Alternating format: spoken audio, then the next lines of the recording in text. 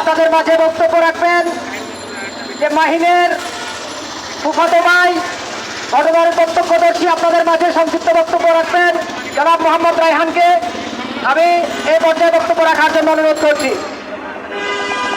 সালাম আলাইকুম। সময় সংক্ষিপ্ততার কারণে আমি একটু কথা বলতে চাই। সর্বপ্রথম হচ্ছে মাহিন ক্লাস 7-এর একজন স্টুডেন্ট। এর আগে উনি 18 পারা কোরআন হেফজ করেছিল। লেখাপড়া করতেছে না বিদায়, হেফজ হচ্ছে না বিদায় পারতেছে না, ওকে স্কুলে ভর্তি করে দিয়েছিল। মাহিনের বাবা 27 বছর যাবৎ কাঞ্চননগর বহুমুখী উচ্চ বিদ্যালয়ে ক্যান্টিনের একটা ছোট্ট একটা ব্যবসা করে আসতেছে।